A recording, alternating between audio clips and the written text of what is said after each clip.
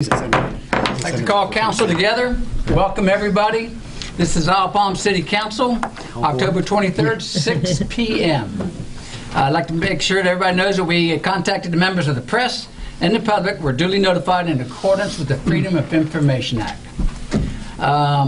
The first order of business will be invocation, to be followed by a pledge of allegiance and roll call. Join me if you care. Dear wise and loving Father, thank you on behalf of all those who are gathered here today.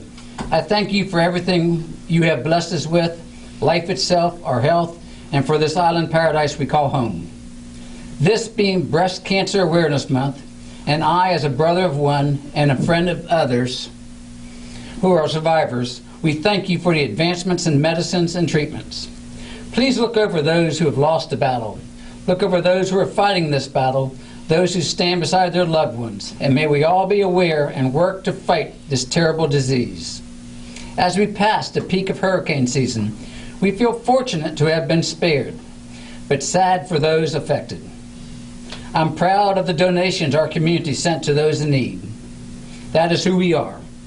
I ask that you look after our residents, our employees, our visitors, and especially to those in public safety while they protect us year-round, 24/7. I thank you for our country's freedom of speech and liberty, and ask for your guidance and wisdom in our governing our island to work together and making the right choices that affect both our island and our residents for not only now but for future generations. Thank you. Amen. Amen. I pledge allegiance to the flag of the United States of America and to the republic for which it stands, one nation, under God, indivisible, with liberty and justice for all. Mr. Marie Copeland. Councilmember Bell. Here. Councilmember Buchanan. Here. Councilmember Perez. Here. I'm sorry, I'm doing this because I didn't write it down tonight. It's just my cheat sheet. Councilmember Kinghorn. Here. Councilmember, Moy. Here. Councilmember Rice. Here. Councilmember Smith. Here. Councilmember Ward. Here. Mayor Carroll. Here. And Interim Administrator Fregoso. Here. And Attorney Copeland. Good job. Thank you very much. First order of business is reading of the journal of previous meetings.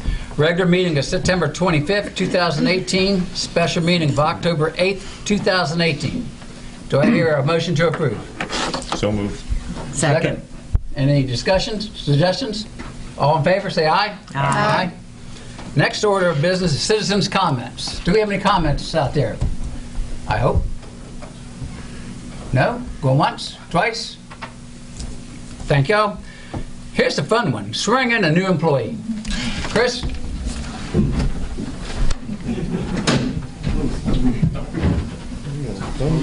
Wheels don't work. Right here. That's it. How you doing, man? Well, thank you. Thank you so much. All right, this is the fun part. I guess so. I'm going to make it easy. Repeat after Your me. right hand. Put your Mayor's left getting hand this up. one. I, John Christopher Bullock, I, John Christopher Bullock, do solemnly swear that I am duly qualified, do solemnly swear that I am duly qualified, according to the ordinance of the City of Isle Palms, according to the ordinances of the City of Isle Palms, to perform the duties of the position to which I have been selected, to perform the duties of the of the position, position to which I have been selected, and that I will, to the best of my abilities, and that I will, to the best of my abilities, discharge the duties thereof, discharge the duties thereof, so help me God. so help me God. Welcome aboard. Now, please stand. Chris was born and raised in Charleston. All right. Over 30 years. He won't tell us how, man. Not too much. Besides going to college, this has always been his home. Chris was previously a member of St. John's Fire Department for over 10 years, so we're getting experience right off the bat, and has been at the Isle Palms Fire Department for 5 months, and has thoroughly enjoyed every minute of it. Even better yet, he says, I don't think I could ask for a better community or an opportunity for me. I see myself retiring here one day. We love hearing that. Chris enjoys boating and golfing, as we all do. Thank you. Welcome Yes, sir. aboard. Thank you very much.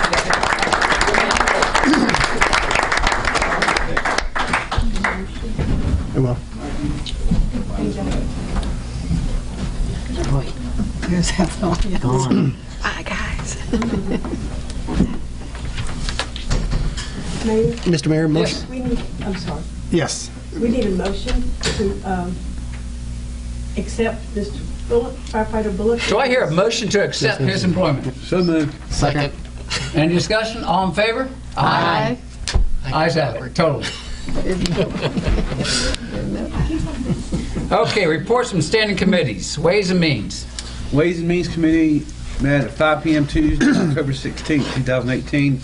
All committee members were in attendance with the exception of Councilmember Smith. The minutes were approved for the previous meeting, and we'll get right to the financial statements. Overall revenues are at 15% of budget. Municipal accommodation tax is at 39%. So that's probably some timing. The expenditures are at 16% of budget. Cash balances at 9/30/2017 were $22,403,000. Excuse me. At 8/31/2018, they were 16. This has got to be a misprint. No, I guess that's right. It was $16,114,000. Expenditures in the general fund are at 23%, just about exactly where they should be this time of year. And general fund revenues total are 121% based upon prior year. Municipal accommodations fee collections we had just through August. In August, collections was $209,600. And at this point, that's just 2 months, July and August, but it's 9% above last year. Hospitality tax is run a little bit lower than it was in September of 2017, but we have like 2 or 3 fewer vendors. It's still pretty strong, $78,014. Beach preservation fee is collection in August was $209,600, and that's a 9% increase over last year. Local auction sales tax, that's we just have through August again. It was $88,713, which is about $5,000 more than last year, or is an increase of 6.1%. Parking lot revenue summary, total on the street parking lot kiosk was $588,209. Number of transactions were up, revenues were down. We'll be talking about that more later on. And not much happened in drainage that I can see. Nope, just a few miscellaneous. And any questions on the financial statement from anyone? Okay, now we go on to see what else we did. Sorry. We had some citizen comments. Jim Rye, Bill Campbell, Rusty Streetman, Carla Pope. Everybody was discussing Morgan Creek Grill lease. General fund revenue again was 10%, and expenditure was 15%. We went through the schedules. We approved the tax year 2018 millage rates, which is no tax increase for Isle of Palms property owners. Mr. Mayor, Yes. I think we're into the minutes from the previous month. Well, this says, oh, we are, excuse me, I'm sorry. I'm repeating myself. Thank you very much. Yeah, I don't have those yet, sorry. They're in your packet, Councilmember Ward. Did you send them to me? They're in the same packet after the city council meeting minutes. The minutes? Mm-hmm. We'll see. We had a good meeting. Anyway, oh, well, okay. Well, let's get on to the new business. Item A, new business authorization of survey and appraisal of the structure 1100 Fallen Boulevard is defined by the physical footprint and 5 feet of steps in such a way that will allow for the conveyance of the property to a current owner to allow him to get a clear title. Here's some more details on it. Yeah.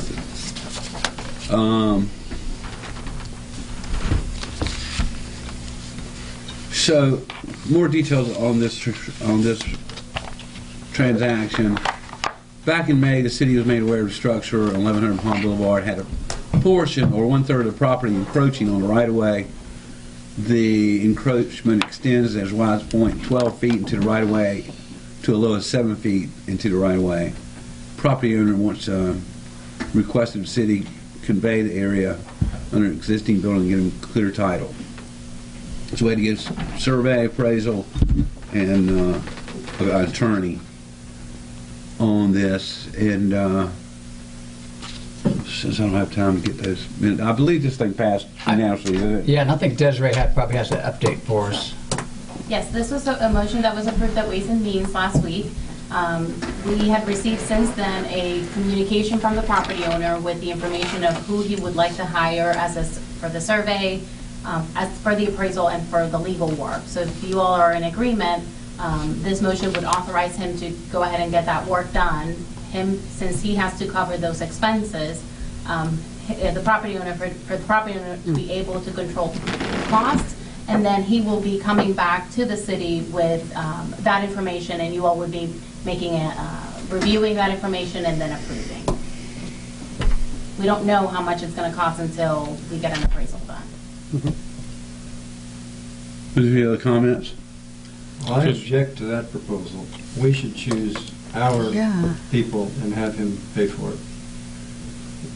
The property owner should not be choosing it. He has submitted John Wade as the surveyor, which is somebody who the city uses for a long time. Point of procedure, I don't care who it is, we should be selecting it, not the property owner.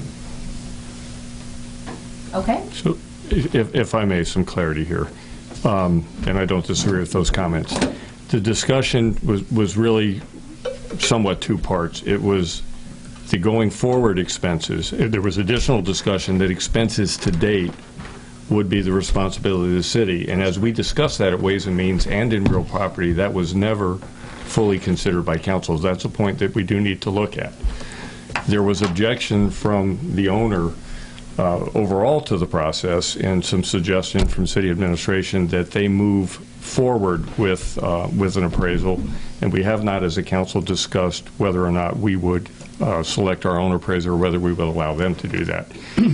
The concern, and I expressed at the time and still have, is whatever appraised value of this portion, which is only 550 square feet, will set the price for additional land should there be a subsequent request, which I think in all likelihood we will see. And I'm a little bit concerned that we make sure that we maintain control over what that appraised value is for this portion, because there's still approximately, well, it's 2,200 square feet in total along that strip. So there's another 1,700 square feet that we'd be setting square footage price on that we need to be very cognizant of. Thank you. I'll make a comment for sure. Yeah. Sure. I think they bought that property for a set price. And that price to me is really land value, not structure value. As we see so many times on all palms, to me the structure has no value at all. So the price they're paying for that property will be pretty easy to come up with a value for 500 square feet. And then in the future, whether it's 21 or 2,200 square feet. So, I mean, again, there's a value already set there. If I may, I just work it backwards. I'd get the value of 2,200 square feet and then assess the 500 from it, because you're likely to get a different conclusion. This is strictly to convey it so he can sell that property, right? Which you know, we did discuss at one time a revert where we'd get it back in the event the building were torn down. But I think all of us should be thinking in terms of the value of that entire strip. And to the mayor's point, I do agree with him.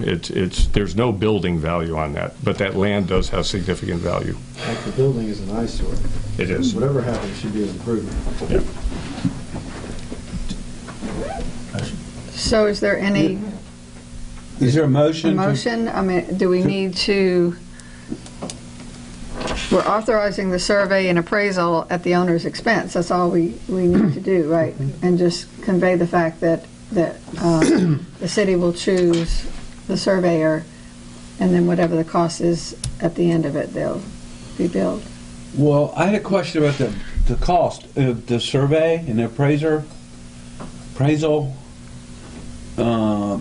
Desiree and I spoke on this. When we had to pay for some of that anyway, and if none of this came up, if we discovered that was We Our incurred land? that cost. So the we already incurred that, right? Yes, the legal cost associated with obtaining a quitclaim deed from both SDOT and the beach company, that would be on the city, because the city would Okay. have to do that. And we did that. This is from This this is going point forward. forward. The property owner would be responsible for those expenses, including the appraisal, the survey, and any legal costs with writing the new deed. Great, thank you.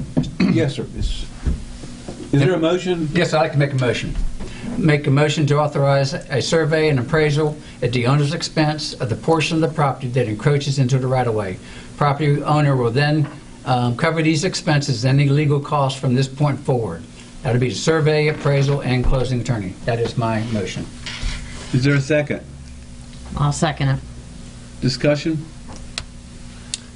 Okay, for clarification purpose, is it the sense of this council that we will select the survey and the appraisal? I never thought that it would be anything other than that. I didn't Nor did I realize. until this evening. Nor did I. Okay. That was a suggestion by staff, and we thought that it might be something worth you all considering.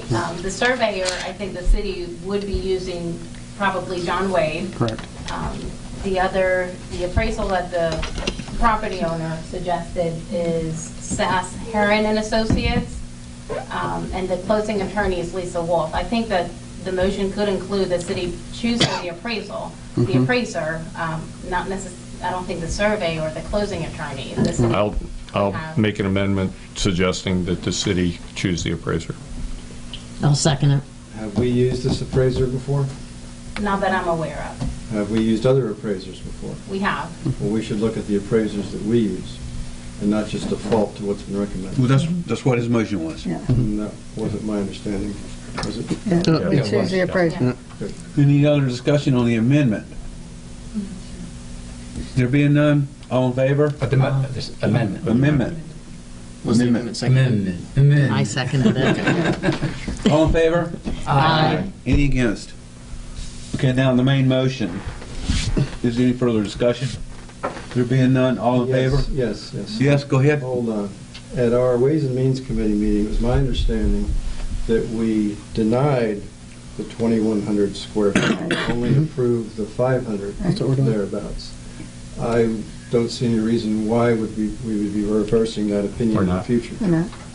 Thank you. Well, it would, Mayor, Yeah. if in the future the property owner comes back to us, I just wanted to make everyone aware that the conversation has been 2,200 square feet. This proposal is strictly for the 550. It's enough to give conveyance of the property and allow him to have title. That's it. Any other discussion, comments? Clarification for everybody's sake, 12 feet into the right-of-way at the high point, 7 feet into the right-of-way at the low point. And also, we're adding 5 feet to include the stairs. There. So is that the 500 square feet we're talking about? The one in the motion. Just making sure it's clear. Thank you. Okay. Now we're going to We vote have to on the vote. motion. All in favor? Aye. Any against? Motion passes. Then we're going to go to, yeah, I've got it here. Sorry I had the wrong minutes, folks. It's been a long, long day. Okay, we Mr. had an award of a contract to Southeast Sports. Just point of order. What? Point of order. Real quick. We've done this before, but just the mayor is the chairman of council and calls for the question on the floor. So, just want Yeah. to double check. Since this is Ways and Means, I was kind of letting the chairman of Ways and Means handle these motions? Oh, he can handle them. Yeah, but I don't know if he. Well, yeah, you can read. Okay. Care. Approval of award of contract in the amount of $62,000 for the Recreation Center gym floor replacement. On this RFP, the city received 4 bids for the replacement of the gymnasium floor, and one vendor gave the city multiple options. Director Page recommended that the contract be awarded to Southeast Sports and Play in an amount of $62,000 for a maple-looking shock floor that she believes is better suited for the gym. The low bidder, Preferred Sports Flooring, was offering a rolled-type floor, but they would not do any of the preparatory work, whereas Southeast Sports and Play would. Another important feature to Director Page was if the city were to bear the brunt of a storm surge, the gym would definitely flood. The product from the Southeast Sports can be taken up, washed out, and put back down. Lastly, the director noted that the difference between the products Southeast Sports quoted was a degree of shock absorption. Do I hear a motion for this? So moved. Second. Discussion. Hearing none. All in favor? Aye. Moving on. And I'd like to, moving on to this one. Approval of a 3-year contract in the amount of $14,694 to Nova Time for biometric time and attendance software and hardware. We're coming into the 21st century. Finally. Staff evaluated 3 different vendors, and the recommendation is being made to award a contract to Nova Time. BSA, the city's financial software, recommended this particular vendor, and after the department managers and employees holding supervisory positions participated in demos of all 3, employees agreed NovaTime is the most user-friendly and functional. The recommendation is being made to rent the equipment rather than buying it, because any broken equipment would be replaced at no cost to the city. It gives the city the most flexibility if it chooses to change systems or to upgrade to a different technology. Move to approve. Second. Any discussion? Hearing none. All in favor, say aye. Aye. Number 4 and 5, I'm thinking we can probably do this together. Yes. Okay, approval of change order 5 from the IPW Construction Group in the amount of $51,450 for the additional survey and location work for Phase 2 drainage. I'm going to read it for everybody in our audience. Sorry. The construction contractor was running late into the water and utility lines that were missed when the original utility survey and location work was done. Therefore, the utility surveyor was returning to the island to adjust the design. These surveys indicate where the new drainage pipes would come into conflict with existing power, cable, television, water, etc. lines that are already in place so that the drainage pipes could be installed below them. The contractor asked that the surveyor come to the island to resurvey the remaining length of the project so any additional corrections could be made at one time to the replacement and depth required for proper installation. The first change order is for that work. I'm going to read number 2, and the first one is $51,450. Number 5, approval for change order number 6 from IPW Construction Group in the amount of $69,739.50 for the required depth adjustment to the drainage line running down Palm Boulevard, down Wild Dunes, 46th, 49th, 51st, and 52nd Avenues. This change order is for the labor involved in the vertical depth adjustments required for the drainage installations in, along, underneath Palm Boulevard, 46th, and 52nd Avenue. It has also been reviewed by the project engineer and recommended for approval. And this is in our contingency funds. Do I hear a motion? So moved. Second. Discussion. Hearing none. All in favor, say aye. Aye. Okay. Vote down there, is that me? I don't hear anything. I think that ends your... Yeah, well, just a little bit more. We discussed parking rates and dates. We're going to take that up later. And we just had a discussion of undergrounding the power lines. And we found out how expensive, again, that was. The next meeting will be Tuesday, November 27th at 5 p.m. We'll be back-to-back with City Council meeting. There is my report. Thank you, sir. Moving on. Public safety. Thank you, Mr. Mayor. Public Safety Committee met at 5 p.m. Monday, October 1st in council chambers with council members Bell, Ward, and myself, our interim administrator, police chiefs, and our city clerk. In citizens' comments, we heard a proposal for filming on the island from National Geographic that the council has since approved in a special meeting earlier this month. Also, Duck Lane resident Katrina Limbach, representing Isle of Palms Beach Chair and Bike Company, spoke in relation to an agenda item on access for the disabled and discussed the fact that her company rents beach wheelchairs and are typically sold out, and added that many beach communities offer beach wheelchairs for residents and visitors. Cameron Boulevard resident Jim Rye thanked the city personnel for marking the handicap spaces at parking spaces at 21st and Palm earlier in the day, voiced support for allowing golf carts on the beach following the process used by Sullivan's Island, and he also addressed changes to parking on Palm Boulevard and proposed changes to the dog ordinance.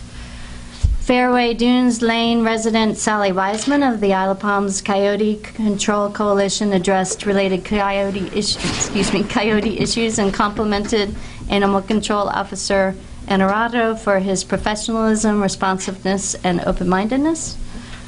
We heard an update from Interim Chief Esri on animal control. The city was at that time setting 8 soft leg traps for coyotes and some collar traps, while the department was also following up on sightings in the 600 block of Palm Boulevard, where multiple sightings had been reported.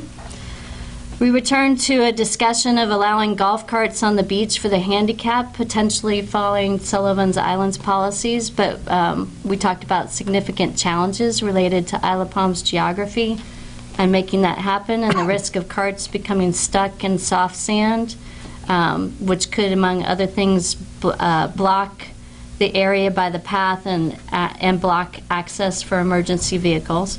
Our interim administrator suggested the council might consider in its next budget process an agreement with Isle of Palms Beach Chair Company to absorb the costs of providing 1 or 2 beach wheelchairs. And then today, I believe the city was taking measures to fix beach mats at 41st and other spots to help enable better access for the disabled. 42nd. I'm sorry, 42nd. Excuse me. And 31. Thank you. And 31. As directed by full council in September, potential amendments to proposed changes to our dog ordinances were placed on the committee's agenda for October after we delayed a first reading vote on changes last month in full council. During committee, I made several motions for amendments to consider that mirrored the suggestions that I gave at our last full council meeting on the dog ordinances.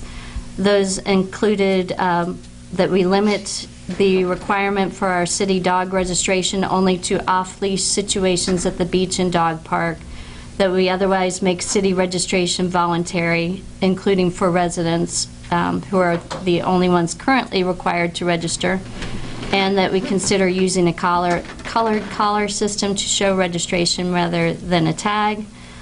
Neither of the other 2 committee members seconded those amendments for discussion, and Councilmember Bell, who originally introduced the recommendation that we were looking at in its original form, which was that all resident and visiting dogs to the island be required to register with the city. He indicated that he did not want to spend more time talking about the issue. So our originally proposed ordinance is returning to full council tonight. It is later on our agenda. Once again, listed as a first reading with no recommendations from the committee for amendments. For clarity, the proposed ordinance essentially would recommend offer 2 changes. One, that all dogs, including those who live here and those who belong to day and overnight visitors, be required to register with the city. The other, it would fix our code so our local animal control officer can ticket an owner who does not have proof of rabies inoculation for their dog in accordance with state law. And I believe that will come up later on our agenda.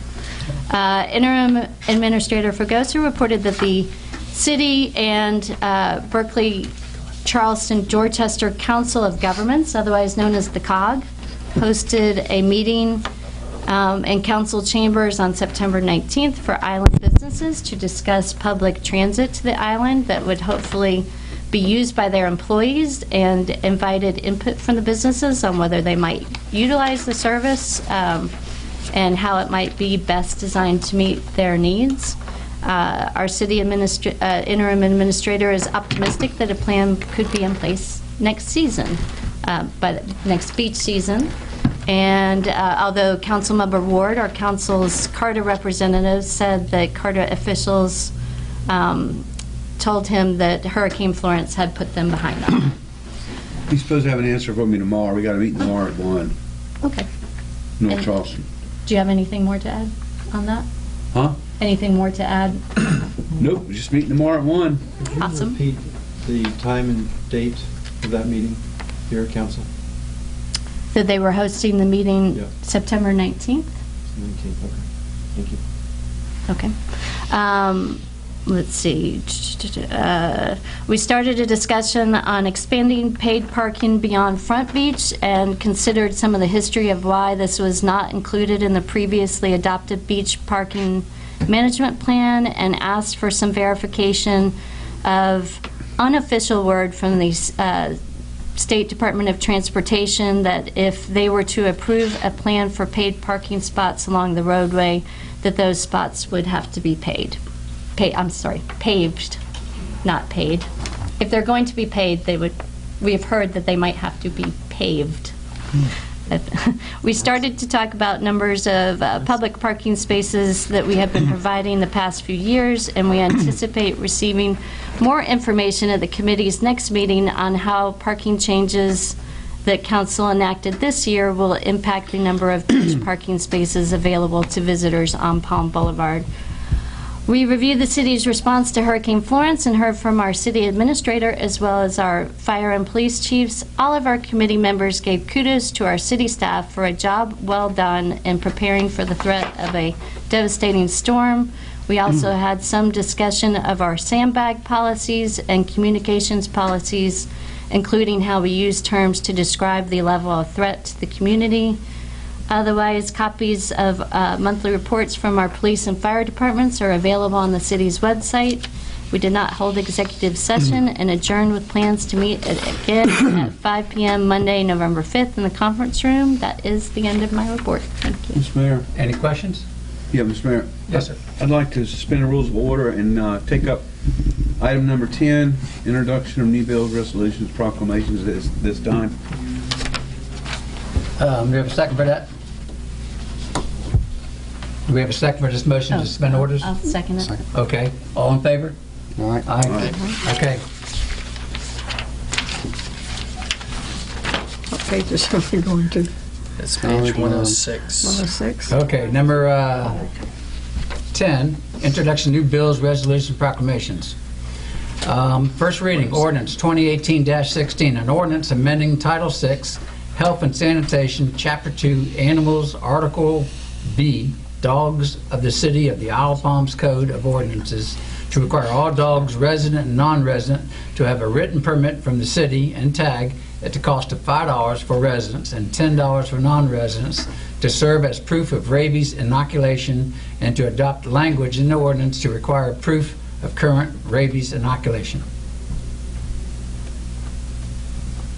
Do I hear a motion to approve?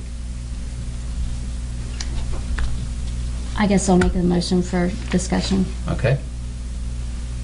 I'll second it for discussion. Okay.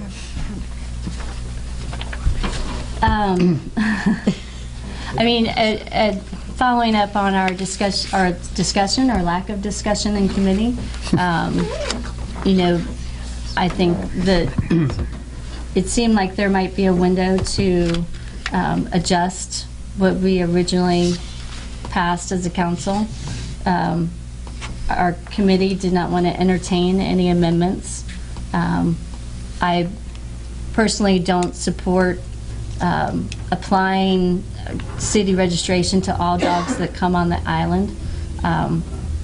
I do support, at the very least, making changes so that to the wording of our ordinances so that our animal control officer can properly ticket people who don't have proof of rabies inoculation, and especially in cases where we have a dog bite where an owner cannot provide that proof. It creates a public safety issue for the people, for the victim of the dog bite, not knowing whether or not they have to undergo shots to make a hard decision on undergoing shots.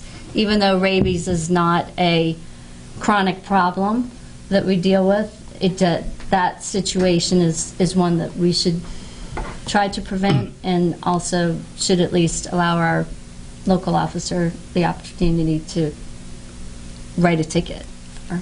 Thank you. Any other discussion? Yes, sir. I'm understanding if we do have a dog bite, a police report is made, police would follow up with that, and any sworn officer can write a ticket for not having Emmett. It is a state law that all dogs have to be vaccinated and have to show proof of it. The only problem that we have is that right now our animal control officer cannot enforce that. So really all we need is a law that just says that the animal control officer can enforce the tag. That's it. We don't need to double impose another fee on top of everything. I mean, it's not that hard to do this and get it done. So, okay. Yeah. So finish. Yes, sir. Anybody? Yeah, just for the record, since it was suggested somewhat that I walk back support of the dogs, we need to do something. We've allowed this to become so convoluted with discussions of orange collars and everything but what was originally intended. The reality is it should be readdressed. This particular motion, the lack of support you see here, frankly, is because of the way it's written. We'd be starting over. And frankly, as stated, I don't support what we're trying to do right now. There are a few minor things that we could do going forward, but certainly not in the motion as written. Any other discussion? Hearing none. All those in favor signify by saying aye. Hearing none. All those against say nay. Nay. Unanimous. Back to where I was. Thank you. So ends your report. Thank you. Yes. I couple of comments on that, if I may, Mr. Mayor. Yes, sir. You had discussion with DOT, and they stated that the fact that they could not have paid parking unless there was paved parking. And I would say that's unofficial.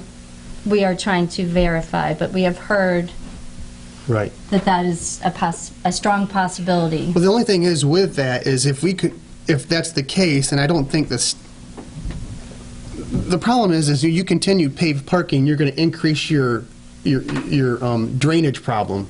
So the state would have to come through and upgrade our drainage infrastructure at a cost that would be ridiculous. While I wouldn't mind them upgrading our drainage infrastructure, I don't have a problem with that. I just really don't want to see a bunch of paved roads as well. I can understand the fact that perhaps the parking spots need to be delineated and be figured out, and we can do that. And in our code, even hard shell pack is considered paving.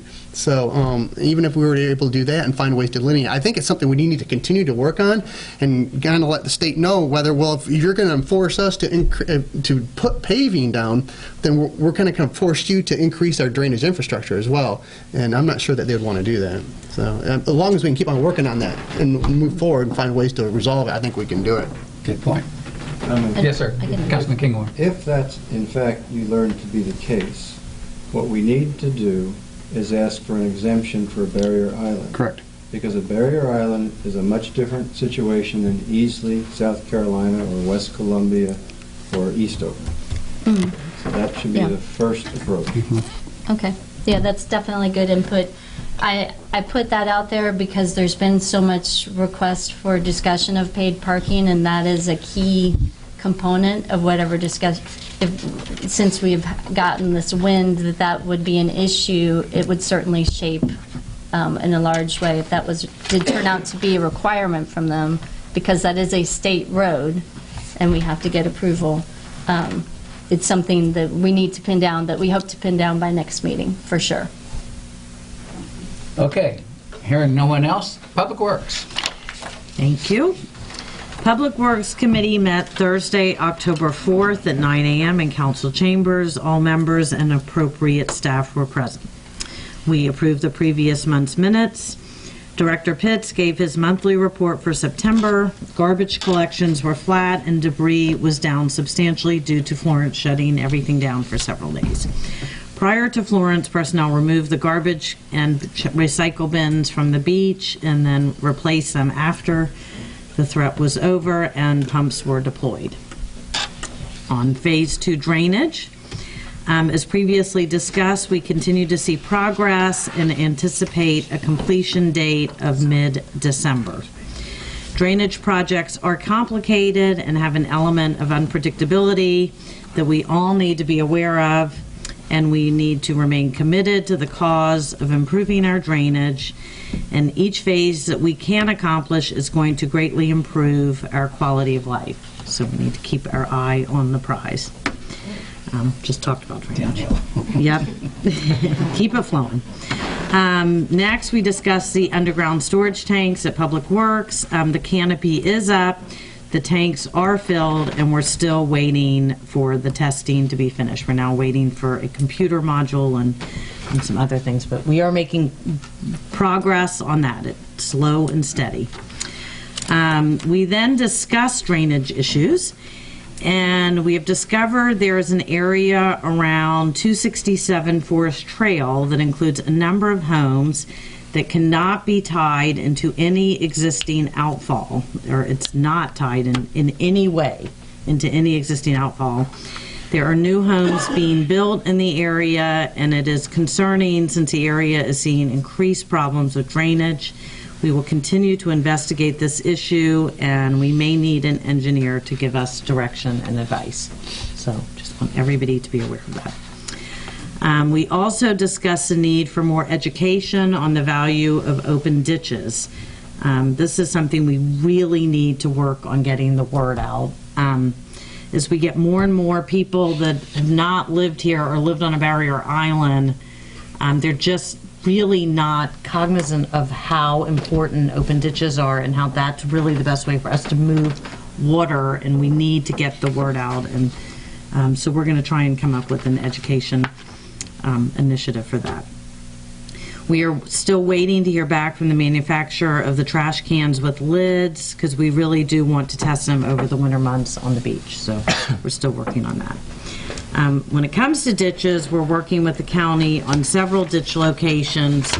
And again, due to Florence and different things, we kind of got a little behind on that. But that is working. And actually, the Burke ditch they are making great progress on getting that work done through the county. There's a big meeting everywhere. Under new business, I had noticed many portable restrooms or porta potties around the island during the Florence event, and we did not have a plan in place for their removal in the event of a named storm. So after a lot of discussion, we will ask contractors that they must be emptied and secured and either placed in a dumpster or secured to a piling or something in the event of a mandatory evacuation, so they will not pose a public safety hazard. We then discussed the hurricane response. A challenge was that there was not fuel available at the Public Works site, and I just want to say Brian Berrigan and the marina were wonderful in this case. The marina stayed open and allowed city vehicles to refuel. It's worth noting that having 2 fueling areas is instrumental during an event. And again, I just want to express our appreciation to the marina management for making the refueling all possible and doable. That was really, really significant for us.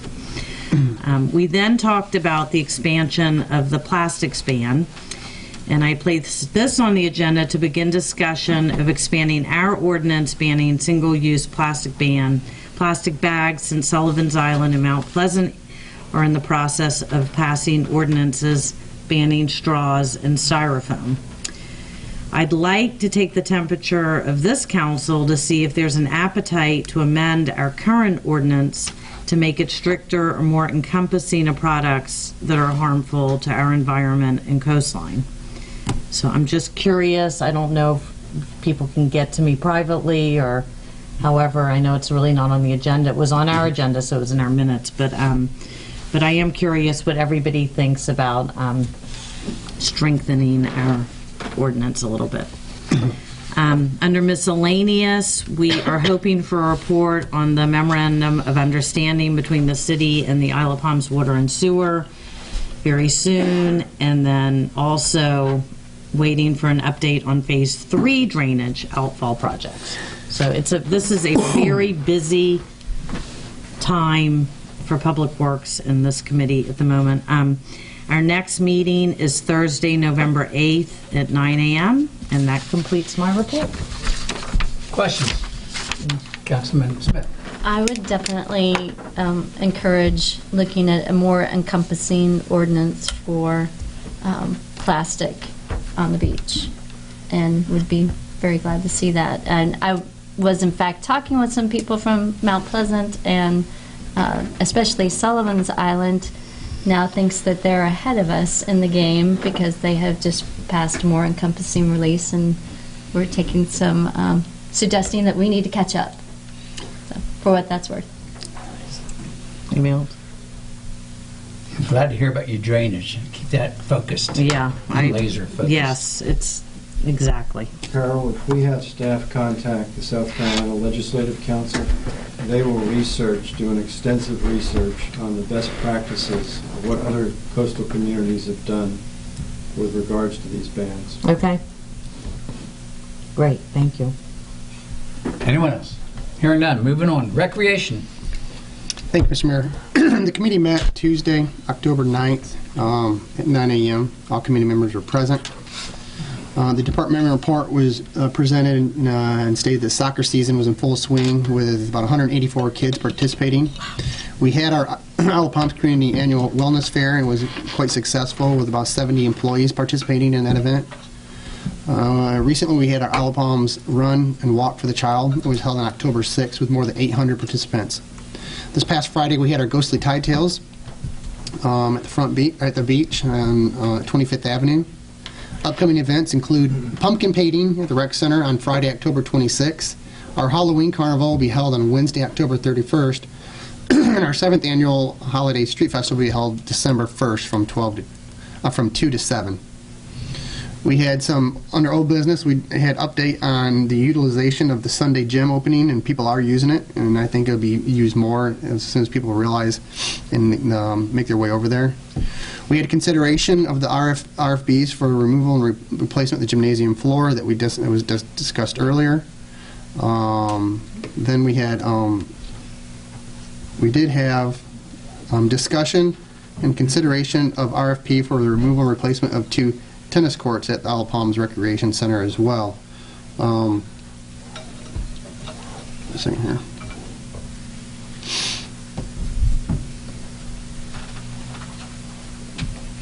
But that was not during the Ways and Means meeting. Yeah, right. Okay, you're right. We're actually, to go back to it, the RFP came back more expensive than what we anticipated.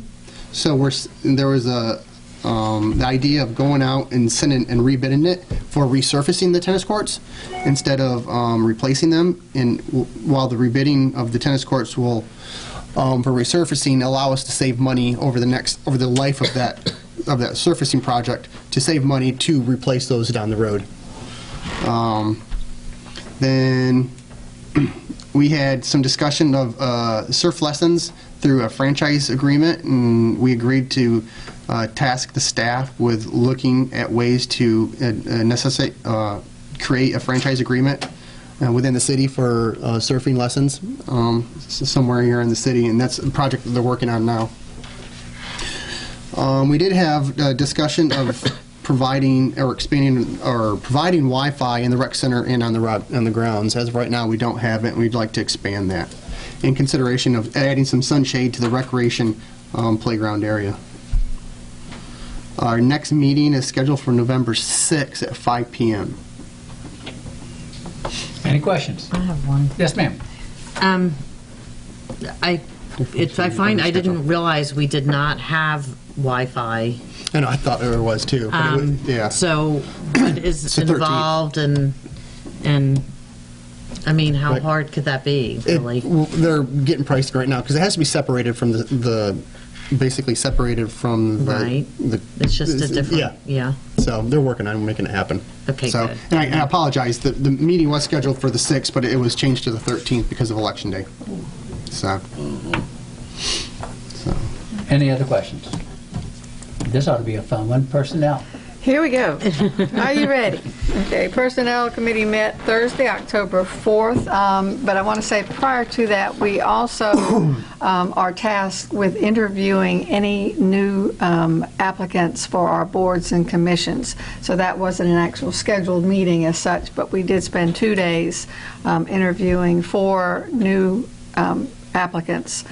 So that they're now in the pool. So when we make our recommendations in November, everybody has been interviewed. But I wanted to say that before. Okay, so at the October 4th meeting, there was quorum present. Press and public were duly notified. The minutes of September 6th, as submitted, passed unanimously, and there were no citizens' comments. On old business, we had an update on the 2018 Employee Appreciation Day, which we have had, and it was a glowing success. Want to thank Wynette and Desiree and Amy and Laura and everybody else that had anything to do with it. It was very well run, very organized.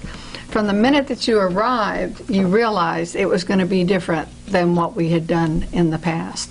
And in some cases, our employees were kind of set, but they didn't quite know what to do because they weren't at the Windjammer and they weren't at the River Dogs, and this was on our own property and during the day. But as the day went on, you saw everybody really get into it. There was great food. There was a program that at first I was a little worried because we were going to call the names of everybody, and I thought this is going to be so boring. Everybody's just going to be ridiculously bored, but it wasn't that way. And everybody whose name was called got a round of applause, and you would have thought we'd given them the world. I mean, it was amazing to watch these young men and women that give all of their time and efforts to this island on a day-to-day basis. But this was different in that we not only had employee appreciation, but we also wanted to acknowledge those milestone years, those folks that had been with us for 5 years and 10 years and 15 years. And each of those milestone groups were asked to come forward. And I'm probably going to really butcher some of these names, but the 5 years of service went to Christopher Fassos and the fire department. Oh, here's a good one. John Zegina. Okay, sort of like that. Okay. Kenneth Carroll, Dylan Reynolds, and Amanda Postel of the police department. 15 years of service went to Jamie Meekins, Sharon Baldrick, Tracy Waldron, and James Giddens. 20 years of service, David Michelazzi and Douglas Kerr. And more than 30 years of service, Ann Graham at 33 years, and Joseph Washington at 38 years. And each of these folks, I thought what was so neat was that each of these folks received the paper certificate, like you always get for one of these things, but also they got the option of choosing a gift. So we didn't just buy a gift and give it to them. They actually were able to choose which gift they wanted to have.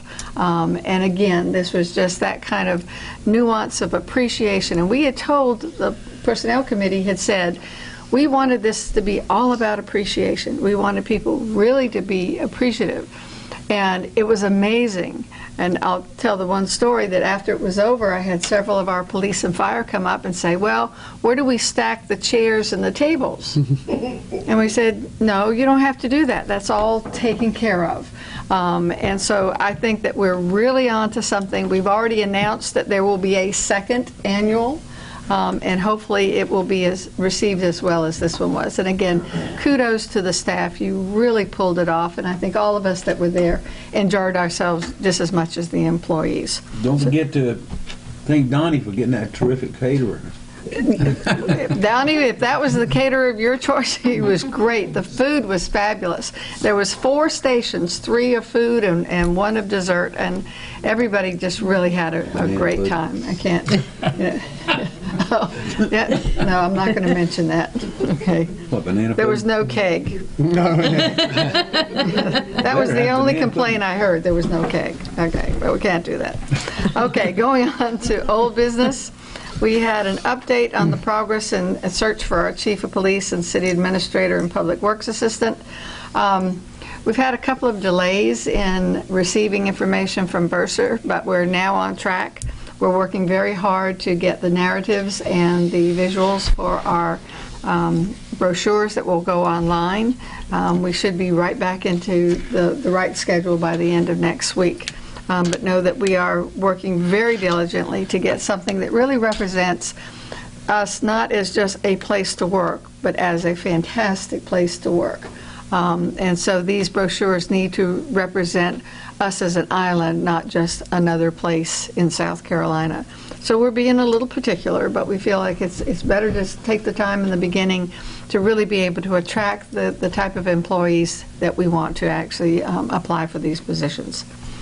We then had nothing new to report on developing a policy for merit increases, but we're working on those because there are a lot of our employees that have reached the top of their range, and so therefore, even though they get a good evaluation, they can't receive the merit because it pushes them over the range. So we're looking at how other municipalities take care of doing something for these employees, even though we have told you can't give bonuses.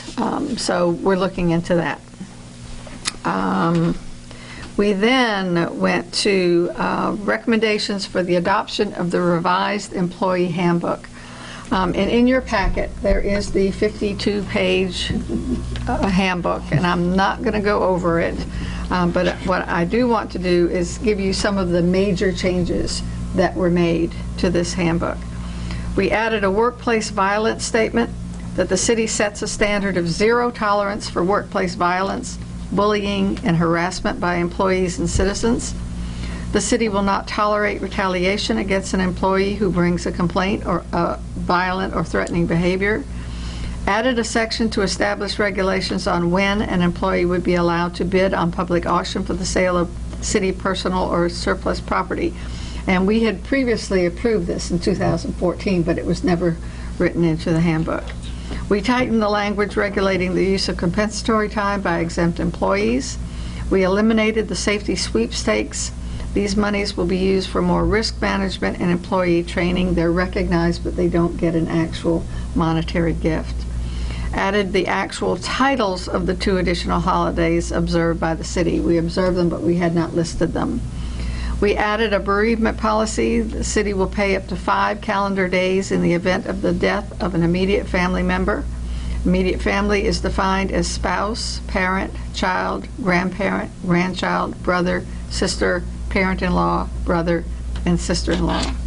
Added pregnancy accommodation statement that city adheres to the federal, state, Pregnancy Discrimination Acts and the Affordable Care Act and FMLA policy against discrimination of medical need arising from pregnancy and childbirth.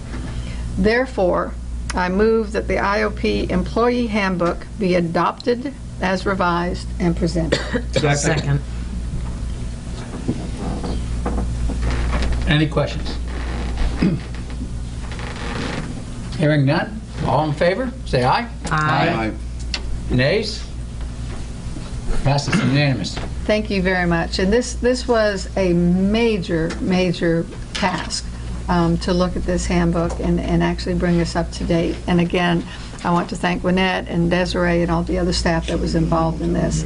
The Personnel Committee has said that we were going to systematically look at our documents and our codes and one by one look at revising them. So this is one of the big ones that we needed to do. So thank you very much. Appreciate the support. Under new business, discussion of the role of city administrator as defined in the various IOP city codes. Again, back in August, we had said that we were going to look at all the codes, not just for this particular position, but all the codes. But we decided that since we are in the process of searching for a city administrator, we needed to look at this one first, and also the chief of police. And what we're doing is looking for consistency of language, consistency with other municipalities. So we've tasked the staff to look at what the other codes include or don't include, bring us up to the 21st century, so to speak. And again, part of those things that we said we were going to do back in August, we're now starting to put back on our agenda. Consideration of the timekeeping software, we've already passed that in Ways and Means and Council. With no miscellaneous business, our next meeting date is November 1st in the conference room. City of Isle of Palm's current vacancies by department. We have a chief of police, which the search is in progress, and one sworn officer vacancy. Fire department is fully staffed. Public Works, we're in search of the assistant director. Recreation is fully staffed. Building is fully staffed. City Hall, we're in search for the city administrator position. And then last but not least, the September Safety Sweepstakes winners for the building department was Nicole Morris. Police department, PFC Thomas Molino. Fire department, Battalion Chief James Giddens. Public Works, Tony Cease. And that's my report. Any questions? One question for me. Our officer involved in the accident, how's she doing? I heard on the radio and the TV that she was got out of the hospital and seems to be doing okay. I haven't heard anything. She's doing good. She was resting for the next 2 days following the incident, but passed with flying colors, just a little shook up, but we should expect her back on duty this week. Great report, Sandy. Thank you. Real property. Okay, Real Property Committee meeting was held at 4 p.m. Wednesday, October 3rd. All committee members were present, as was Interim Administrator Fregoso and Clerk Copeland. There were, first, the previous minutes meetings were approved. There were no citizens' comments. Comments from the marina tenants. Carla Pope, the operations manager for Morgan Creek, commented on 2 items. One was to offer clarity that Morgan Creek Grill, in the discussion request for proposal, had really requested 15-year lease extension, not as interpreted a 33-year lease extension. So that was duly noted. And also that they were proceeding with the McKay-Kitty conversations regarding the audit. Brian Berrigan, the marina manager, offered that he had neglected to see an email requesting some information and is, I presume, working with the administrator, interim administrator, to provide that information for the next Real Property Committee meeting. In old business, we had significant discussion around 1100 Palm. I'm not going to go over that for this purpose since we just concluded that discussion. We had discussion and update on unlicensed businesses operating out of the marina, and fairly significant discussion that's ongoing as we work with the city on this. It specifically relates to those commercial entities that are using the IOP marina to operate a commercial business. They are currently not bound by the same insurance requirements as tenants of either the city or of the marina operator. And I don't believe that we have an update on that, but the intention here is that they would also have the city as named insured so that we have equal protection of anybody operating a business out of that site. Update on insurance documentation. Interim Administrator Fregoso continues to work with all the tenants. I don't know if she has an update at this point. We had a few missing documents, but overall the tenants of the city were dutifully providing the requested information over a course of time. They all have been provided. Okay, they all have. Thank you. There was, I neglected in the last meeting to bring this up because I was trying to make haste in the report, but we had some discussion prior on the alternatives available to optimize the municipal parking lot on Pavilion Drive. And I think, we don't need a motion here, but I'd like to get a sense from council. We have, as Councilman Kinghorn has suggested, a big empty parking lot that the intention here was to get council engaged with city administration, not on anything binding, but to look at that property and get input from people that might be interested in doing something other than watching the dust settle and the runoff. So with that, I don't know procedurally what the correct thing to do is other than to bring it up to council and perhaps make it a real property committee agenda item where we formally ask that we get engaged and solicit some input from people that are interested. There's update on marina tenant operations and financial review by McKay Kitty. We did discuss that at Ways and Means in terms of getting a letter of engagement that specifically discusses what we're intending for them to do. And once that letter of engagement is put forth, it'll come before council to make sure that it is indeed offering what we had intended when we engaged the audit firm. Selection of firms with whom to negotiate for the public safety building design build project. I see Chief Graham nodding her head. She's not at all interested in this. We had, as discussed previously, 3 design build firms come before the Real Property Committee. The good news was of the 3 committee members, we all agreed that there were a distinct top 2. Those top 2 were Hill Construction Company and Trident Construction. The city administration is in the process of working with them to secure their bids and get this thing moving so we can do some work on that building. Rumor has it needs it.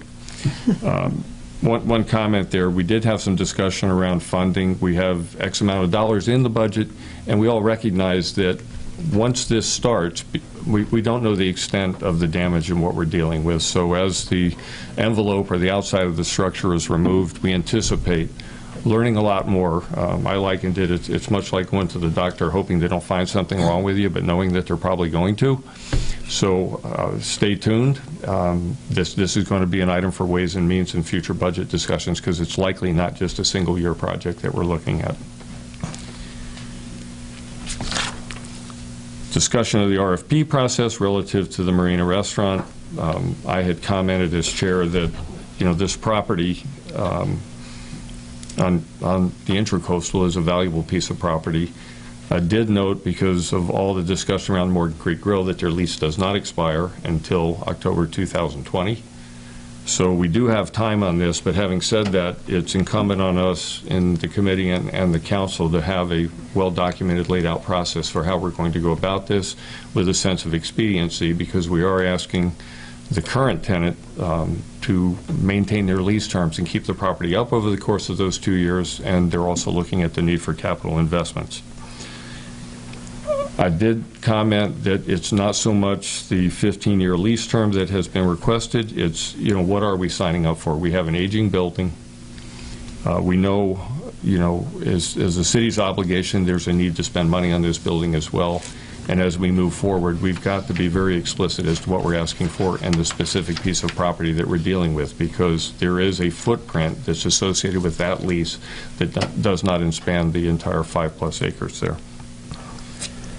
So I'll be working with the interim administrator, hopefully before the next Real Property Committee, to try to lay out a timeline and a process that we can bring before council to keep this thing moving. Update on old business, that's 1100 Palm. We already did that. With that, nothing else to report, and there was no miscellaneous business other than all the tenants were current. Next meeting will be Wednesday at 4 p.m. on November 7th. Questions? Questions. So with regards to the Front Beach parking lot, what are your thoughts? What are the committee's thoughts? Well, I'll speak for me. My thoughts are we go out and formally request for submission of any plans that potential commercial developers would have, how better to utilize that property. I think all of us sitting up here, and probably all in the audience, I've heard it, we need to build a parking garage. Well, that idea usually falls a little bit flat. But having said that, there are structures that encompass parking and other commercial entities. I don't know what it entails, just being candid. But if we don't ask for ideas and submissions, we're going to not know what some of the brightest minds that do this kind of work for other cities would bring forward to us, and there's no harm in soliciting information and deciding whether it's worthwhile. You know, my challenge with the property is for 4 months it sits idle. It is a dust bowl. Yeah. It's unattractive. It's got to be very valuable, a block and a half from the beach. To me, it's incumbent upon us to make it a asset to the community, an asset to the Front Beach businesses. And so I agree, why sit idly by, but let's take some initiative. We have in our procurement code a request for information that we can define what our minimum needs are. Let's say our minimum needs are 800 parking spaces or whatever other needs we want to put in there. So there's that process. The other process, tried and true, is to go out for a consultant that does land use planning and have him or her make recommendations to us. But I like the idea of the RFI because there's limited cost to us. Right. We get to test the private sector. I've heard people say in this conversation, well, who's going to pay for it? Well, if there's a business model, you use the power of the private sector to get what we need in our minimum requirements, but get additional value. So I, for one, would encourage the committee to proceed. Too. I would request that the city attorney look at the referendum question. I believe it was like 1985, and see if that referendum question would allow commercial development or use of that property. Because that parking lot belongs to the citizens of Isle Palms before we go too far. Well, and it's not only commercial use, we've got to look at recreational uses and other uses. We got to see what the That's referendum question said. And That's how- very important. and how that's interpreted. But let's not put artificial limits on ourselves before we do that, or assume that it's one enterprise or another. Well, this is yeah. Just look it up and see what it says. Please, thank you. The idea is to explore. Carol? I have a question with the public safety building design built. So I'm confused on where we are in that process exactly. So we got the bids and what? I'm going to defer to Desiree because Okay. it's in her Okay, hands. thank you. The city put out a request for qualifications. 3 respondents submitted statements of qualifications, and the Real Property Committee narrowed that to 2.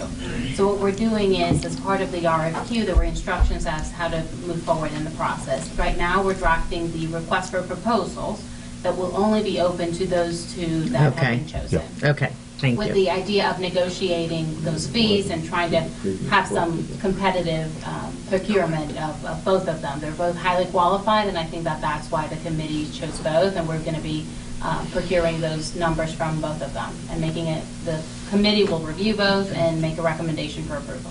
Okay, thank you. Randy, going back to the parking lot, I think that's been discussed a lot over the last couple of years. We're talking 4 months out of the year that it's sitting vacant, but it is a big lot. It acts as a pervious material that allows rain to go through. I think we have failed as a city, as property managers, to do any kind of commercial stuff. And I think when the parking lot is full, which is a lot in the summertime, if you were to double stack something down there, we have no space on the beach for more people. So kind of keep that in mind when we're talking. Just for clarity, I'm not an advocate of a parking garage. That was an example. I think a parking That's garage good. brings you X amount more people and doesn't solve the problem. The idea is let's get bright minds to help us understand what could be done. Yes. Thank you. Anyone else? Okay, moving on. Reports from city officers, boards, commissions. Accommodations Tax Advisory Committee, no meeting in September. Board of Zoning Appeals, the minutes are attached in your packages. Planning Commission, we're going to let Mr. Douglas Carr take care of that. Update. Thank you, sir. 20-year employee, Douglas. That's right. 20-year employee. Well For deserved. such a young guy. Yep. Thank you very much. As Councilperson Rice mentioned in her report, there are a number of things that will be coming through committee next month in the November committee. I just wanted to foreshadow those a little bit before you get to them. The first and probably the most complicated is there is a recommendation that's going to be coming forward regarding the drainage outfalls. The city went out for proposals to do the design work to upgrade the drainage outfalls at 31st Avenue, 36th Avenue, and 41st Avenue. We received 2 responses to that request, and the Planning Commission reviewed those 2 responses, interviewed both firms, were qualified. They interviewed them both twice, and they have come up with a recommendation. And like I said, that'll go to Public Works at their next meeting. But in summary, their recommendation is going to be for you all to enter into an agreement with Thomas and Hutton Engineering. Their proposal has about 8 tasks, and that proposal gets you from conceptual surveying, basically starting from scratch, and getting you all the way through to construction, administration, and completion of that project. They are recommending that you enter into a contract for the first phase of that work, which would be to get the city. They would identify basically 2 or 3 different concepts of how to deal with those outfalls and have costs associated with each of the concepts. That's one thing that came clear, is that there is a wide gamut of methods that could be used to deal with this drainage. From, they talked about installing pumps half the size of this room to pump it out at each of the 3, and you can imagine the maintenance and cost for that, and kind of down from there. So they're gonna come forward with a handful of proposals, prices, and hopefully, as a city, we will be able to select the proposal that best suits this community. Once we give them that direction, that's when a second phase will begin. That's when true design work will start and permitting work will start through OCRM. So it's a very complicated, and as you all know from dealing with drainage projects, they're very expensive, complex, a lot of moving parts. So I just urge you in the next month, between this meeting and your next meeting, look at the proposals from Thomas and Hutton and just know that that's coming forward. So the good news is they had great ideas. They're highly qualified. At the end of the road, it's going to be a long and expensive road, but at the end of that, I think there's real benefit to that work. So that's exciting to see. The other thing, I just wanted to give a brief update on the memorandum of understanding with the Isle of Palms Water and Sewer Commission. Linda Tucker was working on this, and she was meeting kind of in tandem with and really part of the development of this MOU. The Water and Sewer Commission is updating, in partnership with the city, is updating their sewer master plan. So they have Thomas and Hutton working on that project, and it sounds like they're very close to being completed with that. And of course, with that update, there will be new figures associated with the cost of doing this project, and really that work has to complete before an MOU can really be fleshed out. So Linda developed a tremendous amount of, she has drafts. The Isle of Palms Water and Sewer Commission has a draft of the MOU that they're reviewing. She shared that with the Planning Commission, bounced ideas off the Planning Commission. So we're in a little bit of a holding pattern until that master plan is complete. More information will be put into the MOU, and then that MOU will be coming forward. And I'm not sure if that'll happen maybe not in November, but in short order. So those are 2 pretty big projects coming to you, and I'd be happy to answer any questions that you have. With regards to the MOU, what content and involvement did Water and Sewer participate in? So So there was a number of staff meetings between Linda and their staff in the development of the draft of the MOU. That draft has gone back to them, and we're awaiting comment back. And they may also be waiting until the master plan is really finished before they want to provide comment. But that's, So as it should be, it's been a collaborative effort. yes, very much so. Have attorneys taken a look at it yet? Not yet. Any other questions? One question.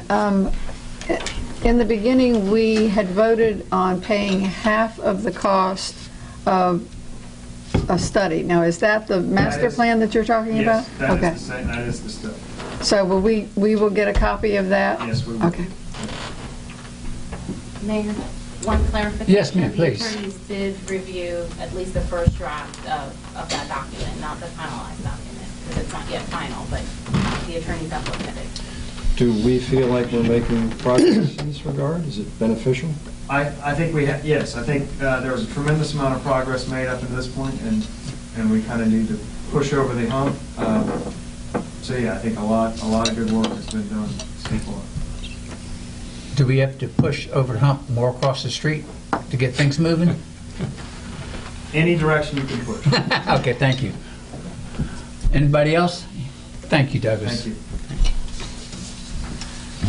Okay, reports from special joint committees, none. Petitions received, referred, none. Bills already in possession of council. I'm going to give you the brief form. Ordinance 2018-07, amendments to the beach parking visitor parking regulations. Changes the daily parking pass to an annual multi-use passes by eliminating the expiration date and tag number from the passes. And allows 2 free visitor pass booklets per household per year. Motion to approve. Second. Anyone? There a second? Second. All right, discussion. We're trying to fix some of these issues. go. This is a fluid or malleable Yes. ordinance. So I'm sure there will still be more changes as we move forward as this whack-a-mole continues. Anybody else? Hearing none. All in favor? Aye. Nays? Unanimous. Okay. Miscellaneous? None.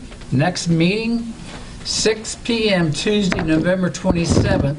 And remember, we're also going to have Ways and Means immediately prior to that, so it's going to be a long meeting. Prepare yourselves. Otherwise, Bring a turkey sandwich.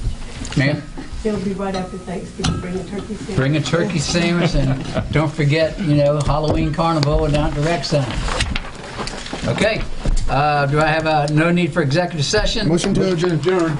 All in favor? Aye.